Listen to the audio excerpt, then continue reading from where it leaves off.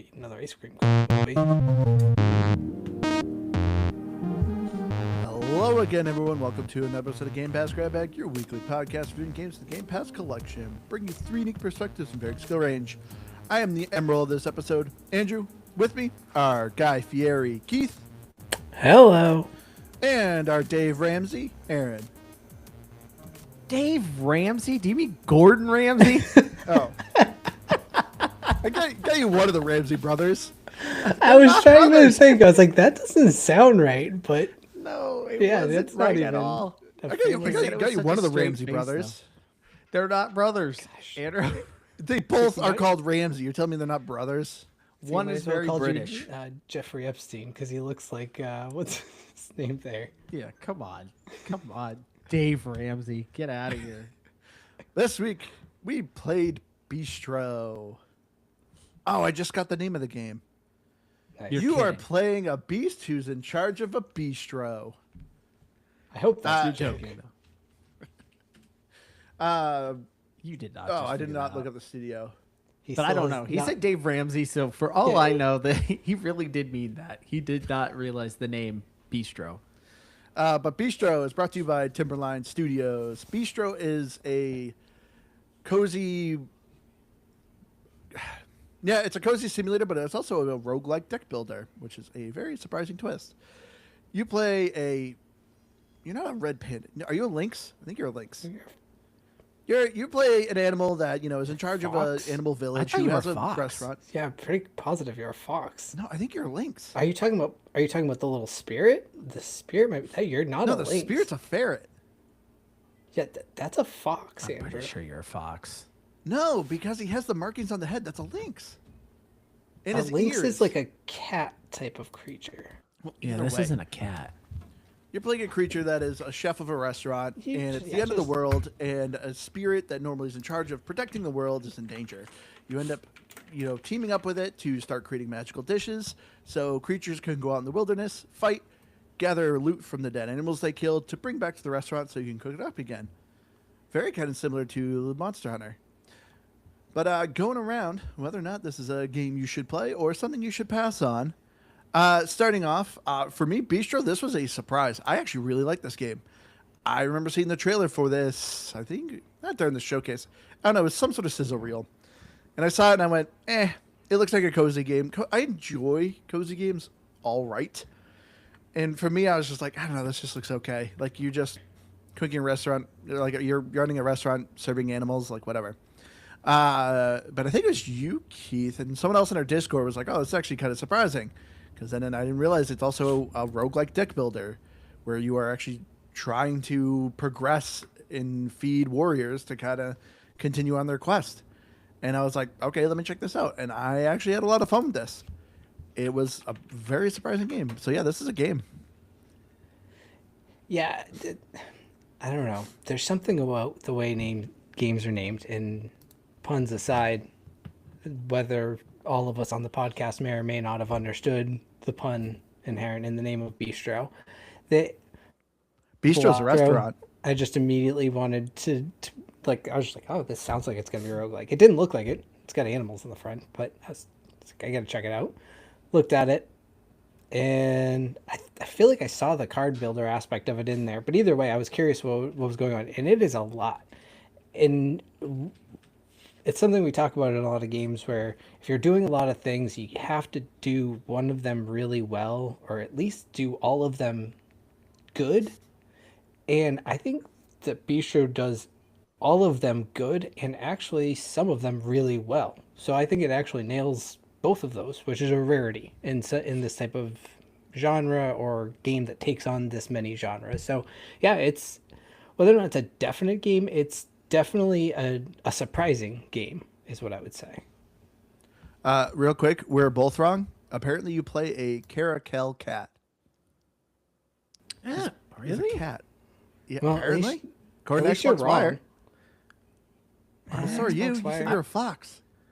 I've seen those cats though. They've got the really long fur on the ears. There's a famous one on YouTube all the time hissing at people. It looks nothing like that. But okay, so I have a phrase that I hate to use on this podcast. And that phrase is, this game really wasn't for me. Because I hate that phrase because it's like, well, yeah, that's just a cop-out of any game you didn't like. You can just say it wasn't for you because it was for somebody else. But I will say this. I have not found a cozy game. I would say that's majority of this is a cozy game because even the battler aspect of it isn't really all that intense. It's done with puppets, but we'll talk about that more later. So that was awesome. But I think it's a clever way of doing it, yes. But it is also kind of a muted way of doing it as well. But again, we'll talk about that later. So I would say majority of this does feel a lot like a cozy game. I have not found a cozy game I've loved. And this is not going to be one of them either. It blows my mind. Like I've never met someone who does not like Stardew Valley, and you're just like you like hate Stardew Valley. Yeah, I really did not like that game because that's the other thing. The other thing I have not found that I liked. If there's a category of a video game that I have not liked, I've not found a cozy game that I've liked, and I haven't found one of those factory games that you like, Andrew. I've been on the hunt for one. I've been See, Andrew's already just jazzed just by mentioning the name of it. He's already like, ooh. So, I don't know why they don't connect with me because you know what's really funny is I was scrolling through some articles, and it was like, here's 10 cozy games that all dads love, and I was like, well, I'm a dad. I don't love any cozy games. So I was like, is something wrong with me? Is something inherently wrong with me? Am I supposed to love these? All that to say, I don't know. I don't want to just dismiss that because you like it, so there's probably some things here that you're gonna really like about it, but there's probably gonna be a lot of things that I crap on about this. And I just need everyone to understand it's coming from a place of me trying to discover why I don't like these games. Do you not like mini games, Aaron? Well, that's the other thing. It's just a collection of mini games. It is. Well, the cozy part of it is. Honestly, 90% of the gameplay is mini games. There's a lot. I think we need to get into it. I have a suspicion that it's one of those. Andrew probably got a lot further than we did, and he saw more than we did. But I also, I don't know. That looks nothing. See how I said they had the pointy ears like that? That is not the main character. It's not. Actually, I don't know. Actually, I can see that. It's got that very angular shaped face going backwards. I don't know, maybe. Anyways, yeah, I think because this is gonna be one of those too. I think I actually probably agree on a lot of the things you're gonna say, Aaron. It's just probably the differentiating factor is that I don't hate that style and the things that might not be great about this game, I guess, if that makes sense. I just find cozy games not there's nothing compelling to me. I don't really like the loop. I don't feel like it's really progressing anywhere just because it feels so static. And I feel like there's no stakes. So I end up just kind of like, why am I here? Why am I doing these things? I don't find this very enjoyable. Is kind of my issue. I kind of find that surprising. Cozy games are all about the grind, and you love a game with grind. I do, but I like a grind with progress. I like a good grind. Huh? There's usually progress in cozy games. Yeah, but they're kind of menial, just tasks. I don't feel like there's progress. There's just tasks. It's like go catch a fish. Game. All right. Oh, and Diablo, you're doing dungeons. Those are just tasks. You're tasked. No, that's to get loot. That's a god fantasy. That is I'm building up to go through and wreck the next dungeon. That's what I'm building towards. I'm building towards collecting grubs in the morning. I don't know. So you can wreck the grubs. No, I'm just saying the stakes there are just, I can't die. I get it. Stakes. So it's Beastro. Yeah. So it just, I will say though I think there is an element of this game that I do actually really enjoy and I thought was very, very clever. So I will have at least one really good compliment on this, but just overall, the genre of game, it just hasn't gotten me yet. All right. We'll get into the story of Beastro. As I said, this is a different universe. They never say the planet, but either way, in this planet, aliens are sentient beings. There's this little, I think he's a ferret. Maybe he's a fox, but he's a spirit that is normally in charge to protecting this world. But I guess this world has progressively kind of gone downhill. These rifts have opened up where these terrible creatures have come in and just kind of wiped out a lot of people. So there are these small pocket towns that each have a kind of a fenced-in area. And this creature is trying to, once again, close another rift, but fails. And as he's dying, your character stumbles upon him, gives him some food. He decides to team up with you while he tries to recover. And then you kind of discover that as you guys team up and cook delicious meals, you could actually empower warriors to go out to close these rifts for you, bring back the loot that they get, so you can make bigger and better dishes. And you are trying to save this world by closing up all these rifts and also figure out who's opening these rifts as they keep popping up here and there. But as you're going around, you are discovering other towns of other creatures, each one associated with a different flavor palette. You have umami, salt, bitter, sweet, and so on and so forth. I don't feel like naming them all. But anyway, so yeah, you are trying to basically build up this town and try to recruit new fighters, so you got to close the rift. But yeah, overall, it's for the story. I actually got to say, I like this game. Is very kind of light and bright and kind of pretty. And it's like, no, this is end times. Like, everyone's dead. Like, this is one of the last few towns alive. But you know one thing I always wonder when I play games like this with, like, different creatures? Don't tell me I'm the only one who thinks this, but how do they breed? Not like in the actual act, but there's no other cats. As far as I can tell, everyone's going to die. There's literally no other birds. There's literally, you have another guy who's a panda. He's the only panda. And it's like, well, at this point, everyone's dead now, right? Like, no one's going to be crossbreeding here. Are there any married characters in this game? I don't recall running into any. I don't think so. I think there is a kid that runs around the village. Okay, so there is at least a child. I mean, I'm just gonna go ahead and assume there's probably some plot holes in the story. If I didn't progress super far in the story, but I would imagine that there's probably some plot holes.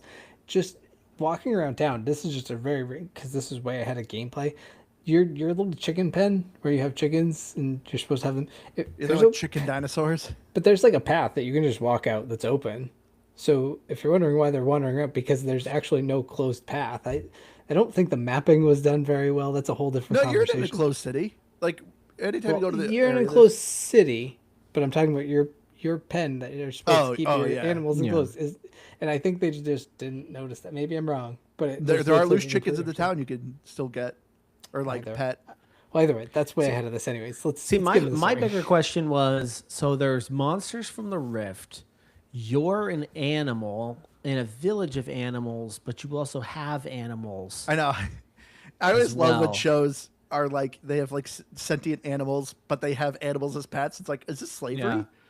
Like you can pet the cow thing, the okra or whatever they're called, cow that you get the milk from, and like you can pet it. And I was like, how weird that you're an animal petting an animal.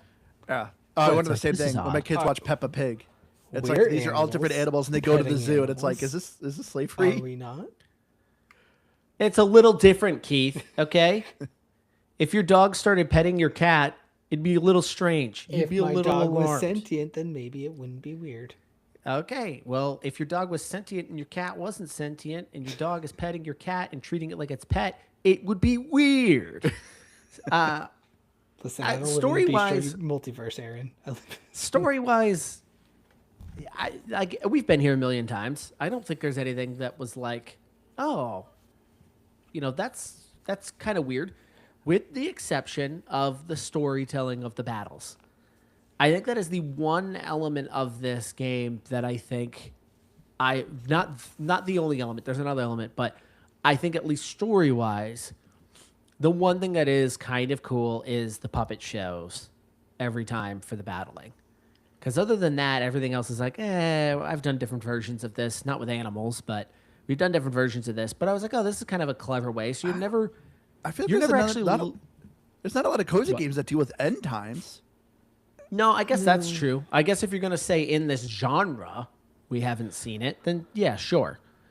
Well, so I was thinking of it outside of the cozy game, because again, when this really boils down to it, whether or not it's a super in-depth or, you know, overly strategic card builder or deck builder, it is still a roguelike too. And so in some ways I see the cozy element of the game really just adding to the storyline of it, almost like a Hades, not nearly the same in any way because, you know, Hades is, I think, less interactive in the overworld, but like the cozy element is like your overworld to that roguelike deck builder element to it. And so I thought it was a neat way to say, hey, here's some stuff you can actually do while you're, you know, kind of preparing for your next run. Make it a little more interactive, make it storytelling, and give you that element of it. Because something that's interesting about it that we actually did talk about with Hades that it seems to do a little bit here, I don't know how well it holds up, is the dialogue shifting a little bit based on how your previous run was. I guess it's a little more entwined to the story, like that storytelling piece, but I thought that was kind of cool a little bit. Yeah. No, I see where you're coming from, but I will say, but I didn't care. Like, I don't know. I feel like there wasn't a lot of information that was being given to me from other characters. A lot of times they just kind of, there was like some backstory stuff. Because like, as I said, each one of these warriors are associated to a village out in the wilderness. So the very first one you meet is Umami, which also, another question, who is that? What is that guy? Literally, Bitter is like a dog. You have Sweet, which is like a bunny. Yeah. Umami's just this blob. And it's like, what, this guy isn't even like an actual like creature. I don't know. He's Well, like that's a why I plant, wouldn't have he's been like a plant surprised. creature. Yeah, I wouldn't have been surprised if like your character wasn't actually an animal at all. You were just a beast. Because I don't know, it seems to want to have monsters, talking and sentient animals, and then regular animals. So it was just like I don't know. I guess just make them all beasts. I don't know. It's just all over the They place. vaguely resemble things. But yeah, I thought because when he first shows up in the game, I was like, oh, I thought what he was a bad guy in disguise. Yeah. Like, I thought he was a monster on the outside in disguise because you only see the monsters in the intro scene very quickly. So I was like, oh, he's clearly wearing a stupid disguise. And then you like are meeting him, and I was like, oh no, this is like a real character. I was like, I thought it was just somebody dressed up like in a bad disguise, but And Aaron, you're wrong. You are actually animals because the crow, who's a blacksmith, he creates you a crow bell. no, I know. I know they're actually animals here, but I'm just saying they would have been better off if they just said like things vaguely resembled animals, but they weren't really animals. They were beasts. Okay. It would have just been more consistent. There's consistency issues here, people. Okay? That would have helped. Well, it's. I think I lost my thought. I think I thought it wasn't a very good thought anyway. Uh-oh. Probably not. It's gone. It's gone forever. But yeah, the characters, I of course, with them being associated with flavor palettes, they kind of have obviously personality with kind of those flavor palettes. Except for I guess Umami, because once again, what is that? It's like savory, isn't it? But yeah, you got the sweet bunny who's also kind of nice, but also is very violent. Bitter's just grumpy old dog. But the characters, I kind of wanted more out of them. So the story of this game I enjoyed. Like, there's obviously a mystery too of like who's opening these rifts, and I've gotten pretty far. I think I'm on the last rift I gotta close, and the story, yeah, it hasn't done like any crazy twists or turns, but I enjoyed the story. To me, it wasn't just a means to an end. It actually was kind of interesting. It's an interesting story, even though it doesn't address how they mate. I think we really needed to know that. Yeah, not like physically how they do that, because I am not into that. I just want to know, for the sake of the population, how are they progressing? You were the one who brought that up first. I did. Because I want to know, because if everything I'm doing is irrelevant. Are they just going to go extinct because they don't have a mate? Maybe they are. I just, that wasn't where my head was at. Yeah, Andrew, you should have kept that to yourself. You're not telling me you think of that too. Nope. You furry freak. No, because it's also like I said, my kids watch Peppa Pig, and I'm like, these animals. Oh, great! You think about it with Peppa Pig too. Hopefully they find the exact species that they are. Well, in Peppa Pig, it seems to work out just fine because there's George, and then they had another baby. So clearly, they're repopulating just fine in Peppa Pig. I don't think you have to be concerned with it unless you're really interested, Andrew. And it sounds like you are. It's so disgusting. But anyway, Someone let's check get to this the man's hard drive, gameplay. That's all I'm saying. So in Beastro, you kind of have these two stages. You have your typical day-to-day, the cozy simulator aspect. You wake up in the morning, you tend to your animals, you feed your chickens, they give you eggs. They also give you their legs. I don't know. I guess these chickens kind of Again, that shed part I legs. found weird. Well, that part is clearly like they don't want to kill anything. I know. They don't want you slaughtering it, so they just give you their body parts. Yeah. Yeah, that's their way of avoiding you having to chop their heads off and then butcher them. I know this game is kind of weird. Of like, oh, we're gonna be safe here. Let's not kill the animals. But you're going out and killing the creatures and getting their body parts and bringing them in. Yeah, but those are beasts. Those are animals. They're not even animals. They're monsters. Yeah. You're fine to kill them. Actually, I don't know. I think there are regular creatures out there that are corrupted because you get some of them out in the world to live in your pen. But anyway, you go in, you gather ingredients, talk to some of the citizens. Then come lunchtime, you open your shop. You pick out what menu you want. Menu obviously brings in a certain amount of clientele. Feed them well. When you cook the meals, you have these various mini games of how you're chopping, boiling, and quickly serve their guests. They pay you. Come nighttime, you talk to the warrior that you fed. Depending on the meal you give him, is essentially his playing deck. You know, if first character you start with is Umami, so he obviously has a bunch of Umami cards, which are good against. I think it was bitter. I don't know, but either way, You either know the flavor palette or it gives it to you. It's kind of there's a table. It's very much like Pokemon, but you give him a meal, which you'll get bonus cards to fight on his trip outside. So come nighttime, he tells you the story of how his trip went, which that is the next gameplay element, which is the actual combat. And the combat is, as Aaron said, done as like a little puppet show. The character goes out, you pick a path where he wants to go. Oh, this path will give you these resources. This path will have more enemies, which can give you other types of food ingredients. And you're trying to get to the end of the path to fight the boss, hopefully close the rift so you can go to the next world. But yes, it's very much in the vein of Slay the Spire, where you're kind of picking your branching path. But as you're kind of learning what your character does, if he fails, you lose some of the loot, and you just start over the next day. But that is basically it. Rinse and repeat. Either the cozy simulator aspect and the battling aspect. But I really liked this game's diversity of it. Because I thought, when I first saw this game, I thought it was just a cozy game. And I felt like the trailer showed just really quick of the battling. And I was like, okay, I don't know what that is. I thought it was just like a little mini game. Like something that wasn't part of the main story. Like something you can just do as a side activity. So when I saw it, I was like, yeah, it's just you're just an animal doing a farm stuff. Like, whatever, I don't care. But no, it's actually pretty, I will say the thing that is the weakest in this game is the cozy element. The cozy element, when I first was playing it, I'm like, oh, this is kind of cool. I felt like I reached the cap of the cozy element maybe a quarter way through the game. And I still had so much more battling to do. And so it was just kind of like, okay, I'm just going to keep repeating my basic tasks when I do the cozy stuff. Is there a point where you can just kind of be like, I don't want to open the shop tonight? Well, I guess you have to, because you have to feed your battle. You have to do the shop, but I guess you don't have to do the morning collecting and petting the animals and stuff. Yeah, I mean, that's fair. Because you could buy ingredients if you have the money. Yeah, because at least early on, I felt like I was getting money pretty easily, at least. Yeah, I have quite a bit. Like, there are random mini games on the cozy element, which, by the way, Clamors was a lot of fun. Yeah, that was Clamors. I had a lot of fun with Clamors. So there's a lot of mini games there, but you're totally right. Like, that element feels really, really stupid. So that comes to, you mentioned the first part that I think is actually genuinely kind of a clever way of handling this game, and that is the meal you feed the warrior is what cards he goes out with when he's fighting. Yeah. So when you're preparing this meal, you kind of, I don't know, it's like a board. A Tetris grid.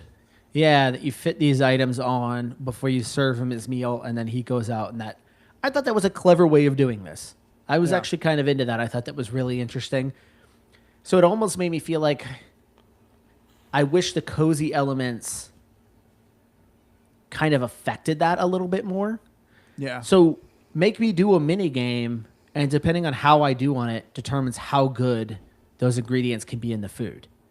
So much like you do in the game, a card can be worth 1 point. It can be worth 6 points. It can be worth 4 points. Well, oh crap! I did really bad on my mini games. He's got a lot of ones. We're not going to go very far on this, or he's got a bunch of 2s and 3s. We're not going to win a lot of these battles. I think it would have been cool if they added the cozy element, had way more of an effect on how you served those meals. It really doesn't, though. No, the only thing how good you cook the meals is how much money you get from the guests, which doesn't do anything for the battling. No. Yeah. No, because that stuff is really, really easy. That is not. It like makes it seem like, oh, you gotta get it too quick, and it's not hard to do. Yeah, that's one thing It is that really super simple. irritated me. That's When you not cook difficult. the meals, all the meals come out at once, and you're just handing it to Hand them. people, and it's like you have a timer, and it's like 2 minutes to walk 2 feet, and it's like, okay, I'm gonna clearly beat this timer. So They want you to think it's like gonna, it's a real nail biter. It's not. It's not at all. the thing, so one thing I think maybe we're overlooking a little bit, and maybe I'm wrong, is in some ways I think that Beastro it's using cozy as an element. Yeah, so just because it's a fairly popular genre, I think it's also just saying, hey, we're gonna take the difficulty down in this a little bit. In not purely from an accessibility standpoint. Andrew's laughing at me, so maybe I'm wrong about Yeah, the because difficulty. you're making a good point, because I want to bring up the battling is actually kind of hard. But go ahead. Gabe. Yeah. As I would well, agree. it absolutely is, but I think it's still fairly simple. It's not. There's not a lot of layers to it. Like when you think about like Slay the Spire, there's 5, 6 different like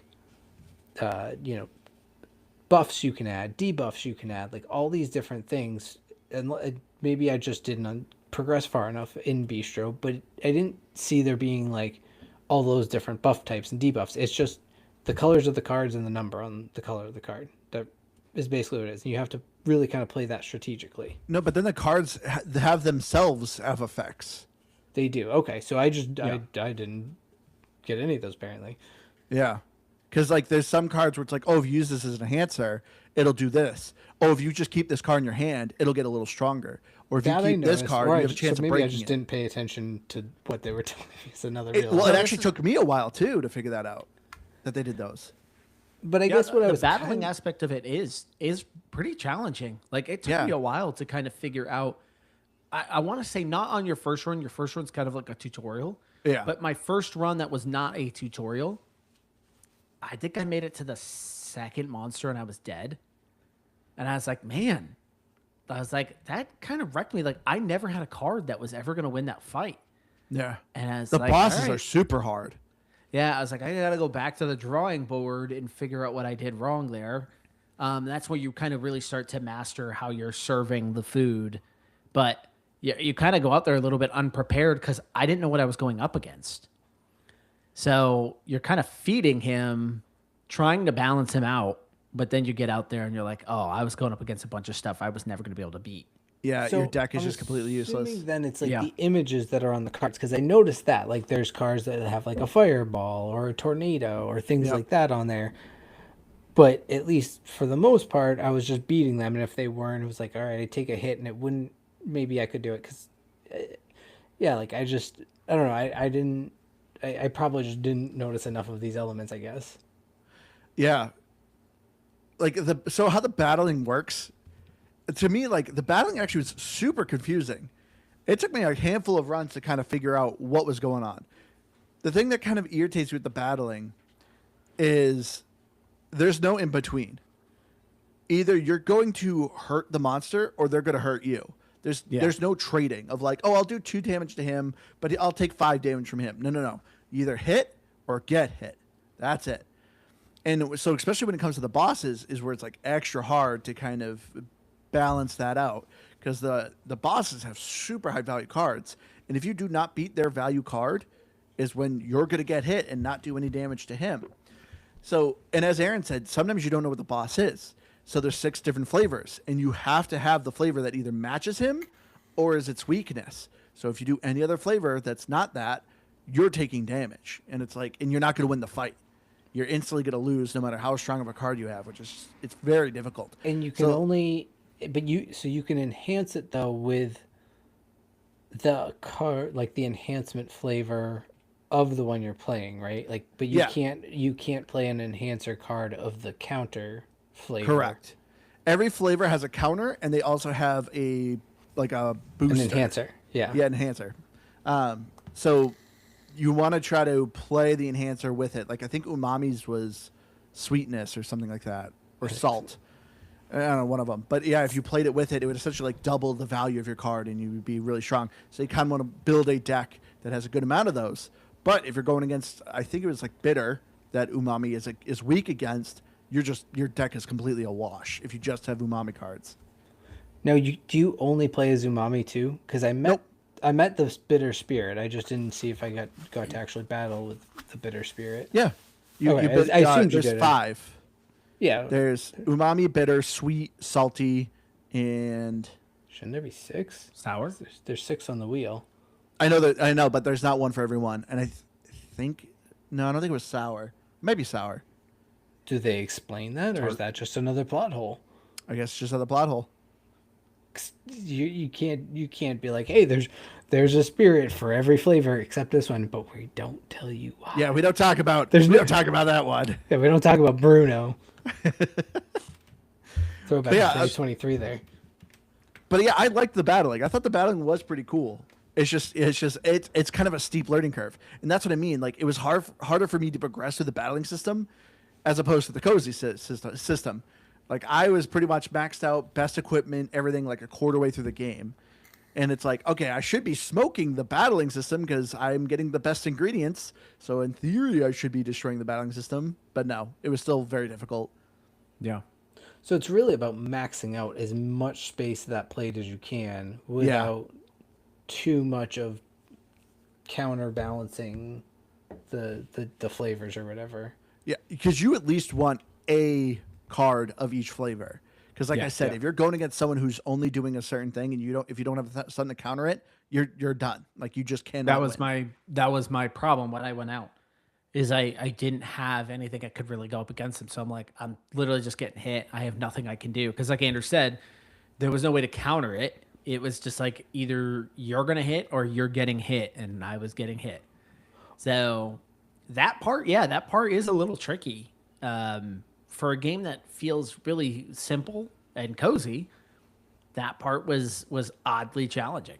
Yeah. Well, that's where I was like finding even strategically, it's like getting used to playing the counters were actually some of the best cards to play, because your 3 to their 5 or whatever automatically turns into a 3, well, I guess 3 to 2 or whatever, but like those counters, because it halves the damage of the enemy's card, so in some cases those can be better than like what you're playing if you're matching the flavor. Yeah. Yeah. Oh yeah. If you counter, yeah. But yeah, that's why I think it's funny, Keith, when you said like, because I agree with you when you're like, oh, I feel like this game is meant to be more accessible with like its coziness. But yeah, the battling system was way more difficult. I still think that's more of an, like, I don't want to say an education thing because that's a weird way to say it, but like the game doesn't really explain it to you type of thing. Because It does, but super briefly. Well, that's what I'm saying is like it doesn't describe like how important setting the table, so to speak, for your spirit is and things like that. Because beyond that, like the actual battle element itself is pretty simple. I don't want to say it's like a rock paper scissors, but it kind of is just a simple rock paper scissors of the 3 colors that you're looking for against whatever given card you're playing against. There's 6 colors. Right, but I'm saying like if they play an umami card, you either want, having the umami card, which would be the winning card, your tying card, or the losing card. And the losing card just happens to be like 4 categories of flavor. Yeah. But having the balance and just really getting used to building the way those plates are, I guess. Like if you can master that, I think the battling itself is fairly simple if you're setting yourself up in that plate portion. Because there is the element too where it's like, and I don't know if this actually impacts the values of your cards, but where they're like, hey, I want fish with this meal, so you have to make sure, or you don't have to, but Yeah. you want to make sure you put a fish on the plate in some capacity. Yeah, every meal the warrior wants has a preference. Either I want milk, I want fish, I want meat, I want rice, and if you do that, you actually gain, not favored, but like you get an emotional connection to that character, which is easy to do. It's capped out at 5, so you literally So you none of fill that the request matters then. 5. No, it does matter because every character has a base deck. So the first guy, Umami, his cards don't do anything, but as you gain favor points to him, they evolve. They'll get stronger. And eventually, too, they actually heal him. His basic deck will start to heal him. The bitter guy, his, I think, gives him shield once you level him up. The bunny, the sweet one, she gets extra attack when you level up her deck. So each one kind of has a specialty as well. So yeah, the bunny, she's super low health, but very high attack. Bitter is kind of more defensive. Umami is more of a healer. So they each kind of have their own thing, and so as you're leveling up, you just level up their base deck. Okay. But like I don't said, feel like it's easy those to do. elements, though. I don't feel like those little details were ever really discussed. The Nope, evolution. they weren't. No. I mean, and I can see how as you play those more, you're gonna like at least kind of understand those differentiations between the characters. But yeah, I don't feel like it does any way of like being explaining that to you. No, but now that I think about it, I thought the battle tutorial was actually pretty long. Yeah. But I realized when you get into it, it was long, but it still didn't explain half of it.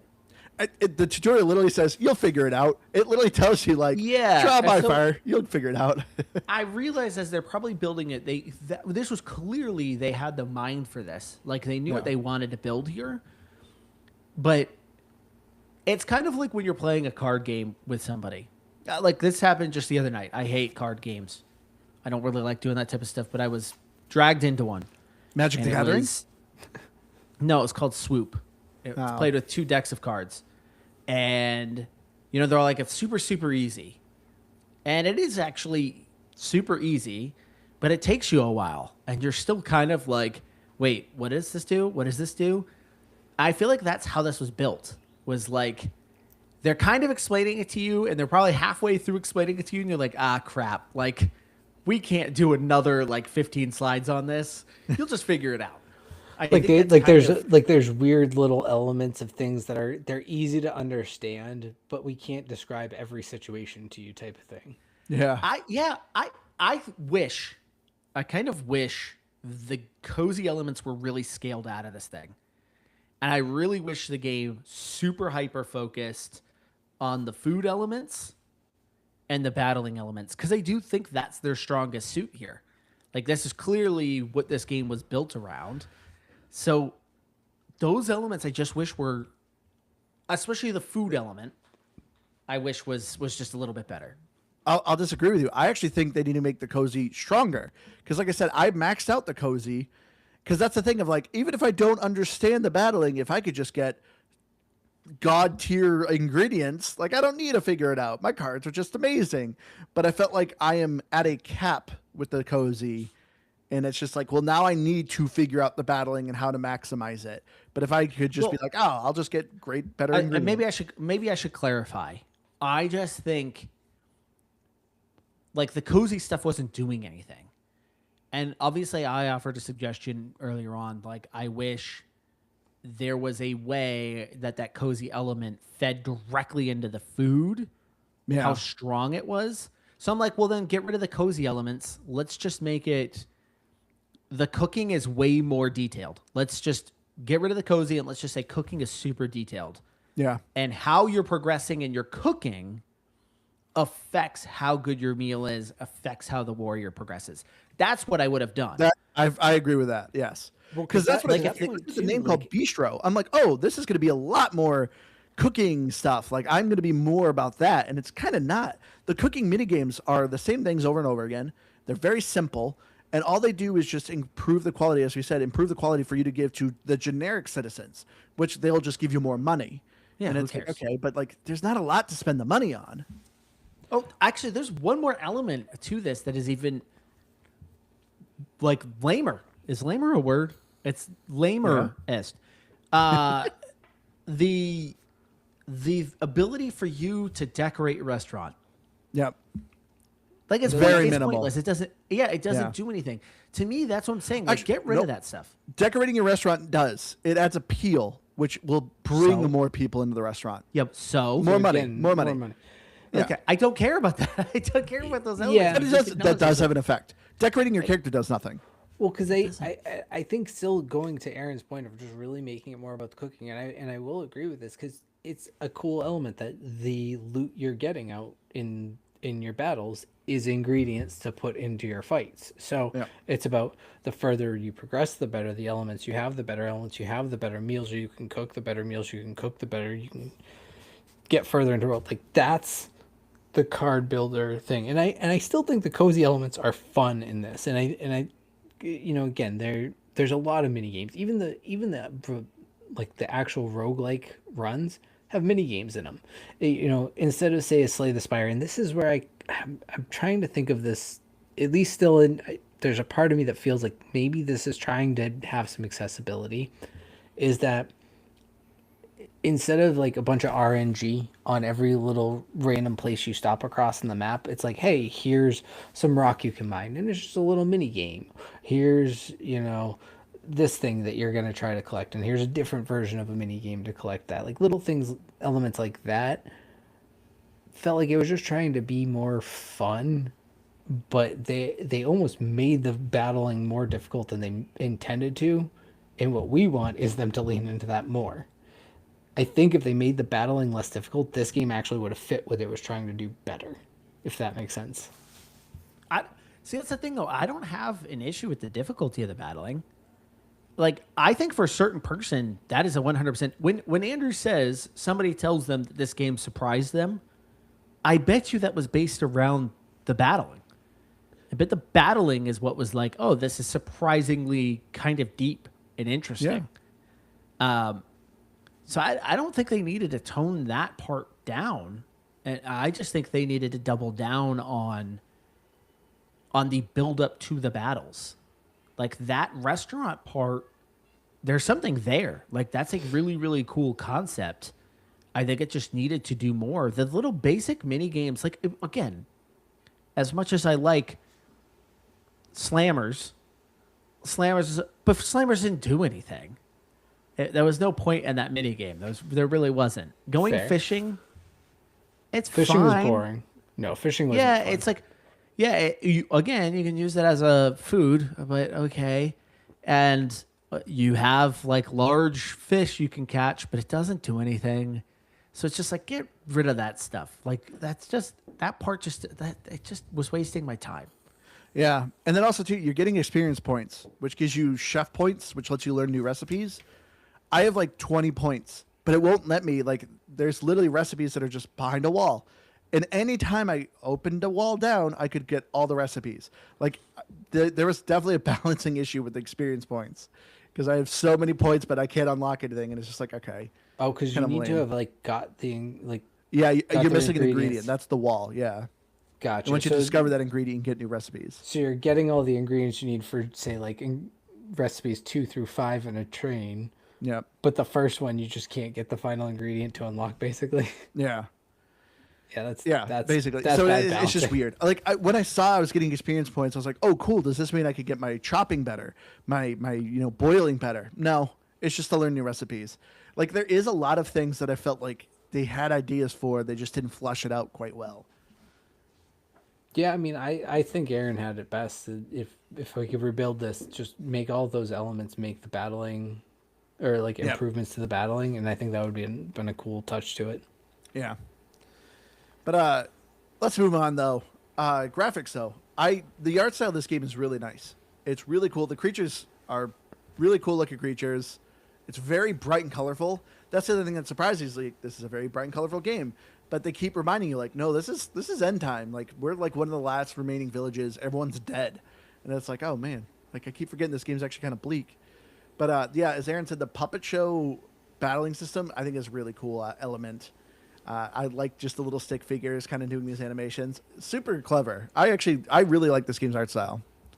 That was by and far my favorite. I thought the like overworld cozy. The graphics were good and everything looked really neat. I did like all of that, but at the end of the day, the battling is the by and far coolest aspect of the art style in this because it even has like a hand drawn type of feel to it that it's really fun and Yeah. it shakes things up. You don't see that a ton in games, I don't think, and I like that a lot. The cozy world is colorful, but it's kind of flat. Everything's flat. No, my biggest complaint, I hate the town. Who designed what I'm this saying. town? Oh, The it's town poorly has no designed. note. Yeah. I got lost. Like, I put a lot of hours in this game, and I'm still like, I don't know where I'm going. The beach is like 2 miles long, but there's nothing you do on the beach. You collect like 3 shells. The rest of the beach is just empty. No Yeah. point of it. That's the Yeah, other there's this. sometimes you're Play Slammer there's sometimes you're Danger. kind of running Yeah. up these stairs thinking I could cut over to the other side and it's Yeah, just a dead, it's a dead end. end. And I was like, why is this even here? Yeah. A lot of NPCs you can't talk to. Yeah, that's another big cozy element that's missing this game. There's no town building. You're not No one to romance. Yeah, you're not doing Yeah, jobs missing for the the town. romance. Hey, somebody wants a sandwich. Can you cook them a sandwich? Nope. There is none of that. there is a job board, I thought. I don't No. know how. What's that? There, little there is a you can board, go- but no, it just like you don't There's collect just people anything like from it. leaving notes around the town. Yeah. It's like this is where jobs would go. Yeah. Gosh, I assumed that was going to be a job board, and I was like, maybe I'm just waiting to do something for that. Nope. No, signing the guest book, nothing. No, you just read a funny note. Anytime a new warrior joins the town, they write a funny note. That's about it. Okay. There's also an achievement to read the book, so there you go. Well, I guess there's that. See. I was gonna. This is the thought I had earlier: is that there is this weird, like, even comical element. There's puns everywhere, like the names of the characters. Your character's named Panko. Yeah. All the spirits are flavors, and it's obviously designed to be that way too. It's just And then they speak like Pokemon too. yeah, like there's all these fun little elements, and then I don't know, at the end of the world. So that's kind of neat. And that dialogue, there's no voice acting. No, yeah. It's No all voice just acting. music. Just music, which the music's fine. I enjoyed it, but yeah, this is a game you don't need audio for. You definitely can just listen to a podcast, watch TV. Yeah, and I mean, there's a good amount of dialogue. Like, there is a good amount of story of like them explaining kind of stuff going on. Some of it's kind of repeating dialogue, but yeah, there's no audio, which is kind of a miss too. What do you think they should sound like? Because this game feels like one they give us the. No, I want them voices. to do the loudest like animal sounds they're doing. So if it's a dog, just bark, bark, bark, bark, like every time he's talking, and it's translating. That would not get annoying. The crow just just 2001 era CD-ROM sound effects of animals. I feel like that actually is super funny, but like that would get so old so quick. But man, that cracked me up. I love when Andrew just cracks himself up. Like he just has. like, I'm a good hilarious, thought. Aaron. Yeah, and I just like he's over there just loving it. Yeah, so audio is just okay. Yeah, the achievements though, the achievements are fine as well. Nothing too hard. It is very much just as you're progressing through the game, you're going to be getting these achievements. There's no like, oh, beat this game on hard difficulty without losing a single life. None of those. So everything is just keep playing the game. They're very easy to obtain. So overall for achievement hunters, it's not too bad. For when you're looking for time to beat, not a terribly long game. It's about 12 hours to kind of beat the whole thing. 9 hours to do the main story if you want. But yeah, like I said, the biggest barrier is once you figure out the battling system, you can kind of beat the game a bit easier, but it'll take a little time. But yeah, let's get into our final thoughts on Beastro. As I said, for me, this is a game. This was a surprise for me. I thought it was just going to be a kind of a simple, basic, cozy game. Not much to it, but then I discovered this game actually has an impressive battling system. And I really liked the battling system. I thought it was really cool. I actually thought its story was pretty interesting. It's definitely a game that even kind of tells you, trial by fire, figure out the battling system. It'll be a little difficult. I found the cozy elements to be a little lackluster. This game is just chock full of minigames, which I liked the minigames. They do start to evolve a little bit to get a little bit harder. But once again, I don't think I've ever failed a minigame. You're graded on like a bad, good, medium, amazing kind of thing. And I got like tops rating on all of them. They're not hard, but it's still fun. It is a thing where it's just like, now you're doing this minigame. And they're quick. They're like 5 to 10 seconds long. this mini game, now this mini game, now this one. So it is a whole. You're practically playing Mario Party here, just by yourself with no friends. How I usually play Mario Party. But yeah, it's a good game. This is definitely, I would say, at least check it out. Like Aaron said, may not be for everyone, but this was something that was kind of a surprise. So for me, I'm gonna give this a 75. Yeah, I really like this, and I think the biggest thing is I think it was surprising because it was very clear there was going to be some cozy elements, and I certainly don't dislike cozy games as much as Aaron does, but they're not a genre that generally I care much about because I just I don't care about video game relationship building. It feels like a weird thing, and just generally it's such a heavy element in cozy games. Um, I, I I liked immediately though that there was the deck builder aspect to it, and that was what drew me in to want to play it more. And I think it's kind of cool because the fact that the overall battling system it's pretty simple. It's got some intricacy, but I don't think it has a ton of layers overall still. And I again maybe I'm wrong, but I just don't think it's so complicated that like it's inaccessible. Sometimes games like Slay the Spire, they're so RNG heavy that they can be frustrating or hard to get into if you don't like it. That having some control over it I think is kind of nice. So I liked that, and I don't know, I thought it was surprising and just kind of fun. It wasn't the best of anything I've played, but it was fun in just about every way. I, I guess I kind of figured Andrew was going to go higher on this. 75 always feels low, but I feel like It's I don't not. want to go. It's 75 not. is not. It's not though, and that's the thing is, and mostly I'm just more like, oh, I was hoping you were going higher because then I could comfortably say 75. But I'm gonna go with 75 too. Yeah, I'm still on the hunt for a really good cozy game. This one to me, the cozy elements aren't really there. In that case, I wish it just leaned heavier into kind of that battle elements. I think it had something there. I think the kind of making meals to kind of help build up your warrior and what your warrior's kind of skills are when they go out there is kind of an interesting idea. And I can't really recall seeing it played out quite that way. I just wish it did more of that. Get rid of the need to go feed customers. Get rid of the need for me to have to go around and pick up grubs or shrubberies and stuff like that. Get rid of that stuff. I don't think that stuff is really helping, and kind of took the game down a bit and kind of turned it into a little bit of a drag because I feel like a big part of your day is doing that stuff, and that stuff just was not fun or all that interesting. So all in all, this was just not too great of an experience for me. I'm going to put this at 66. So, would you say is your biggest hang up for cozy games? You said just lack of progression? Yeah, like to me, if the story were really good, I could probably get behind a cozy game, but that kind of defies the point of a cozy game because a story is only good if there's tension and agency. So, story would be tough. I think the loop itself has to be a little bit more than water plants, bake a pie. Well, It's just none of that stuff is going to do much for me. I know a game. I don't know if I'd exactly call it a cozy game, but Moonlighter. Yeah, Well, that's 'cause more of a isn't that- dungeon crawler. But But that running game. running that shop and you upgrade the town, I don't think that has the relationship side of it so much. I don't care. Well, the about that. second one. Well, I'm just saying in think terms that of the technically the cozy elements of a game.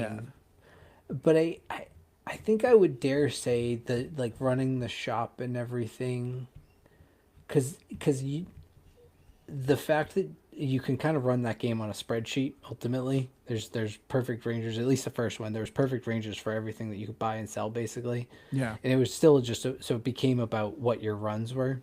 But that cozy element was fun, and I liked that. So Yeah. that could Well, I Moonlighter, think you're right about Moonlighter 2 is It's still It's in on preview. Game Pass. Moonlighter 2 is but it's so on good. Game Pass, so yeah. Yeah, but it's only in preview, so it's not completed. It only has like the first two chapters, and I beat the first two chapters.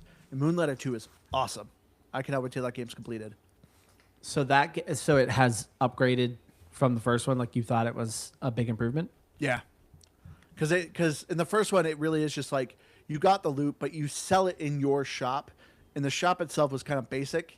But in the second one, you're adding a lot more. There's now like special dungeons. There's now like pets you can get, which the pets I think they just had a patch where you can now do something with the pets. But the last time I played it, the pets weren't available.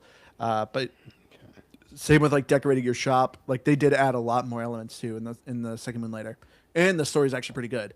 The very first Moonlighter actually had a pretty cool twist at the end of it. Oh, all right. So I guess we'll have to look forward to that one then, because I know you've been high on Moonlighter for a long time. Yeah, Moonlighter is probably one of my favorite Game Pass hidden gems. I think it's still on Game Pass. I think Once so. again, it's one of the longest running Game Pass games next to Stellaris. It But is. I Stellaris is just pulled it up. finally leaving Game Pass. Did you ever buy it? You said it's No, It's on I might. sale It's for still like on sale, I think, for like $6. yeah, it's I like feel like I deep should buy it. discount. Yeah. Especially too, since I already own like 3 of the expansions for it. Yeah, probably makes sense. But anyway, let's wrap it up here. Thank you all so much for joining us. I've been your hardcore gamer, Andrew. You can find me on Xbox Live at Firebird0152. Please make sure you go to GamePassGrabBag.com. Check out our website. Top right, you'll find the links to all of our stuff. Check out our YouTube. I'm trying to stream more videos there, especially some other games that aren't on Game Pass there. I've currently been playing a good amount of Directive 8020 from Supermassive Games. It's pretty interesting. But Keep yeah, forgetting that came out. I know. There literally was no word on it. Yeah. I want to talk to you about it, Aaron, because I know you're a big fan of Supermassive. But yeah, I'll try to have a review video of that game soon once I finish it. But yeah, I think that's about it. I don't know if you guys want to say anything. Check out Hill City Cards, Aaron's YouTube channel. My name is Dave Gordon Ramsay. I could teach you how to make a spreadsheet and a flan. No, he makes the beef in the bread. Beef Wellington. There you go. And a Roth IRA. Love you all. See you again next week. Bye.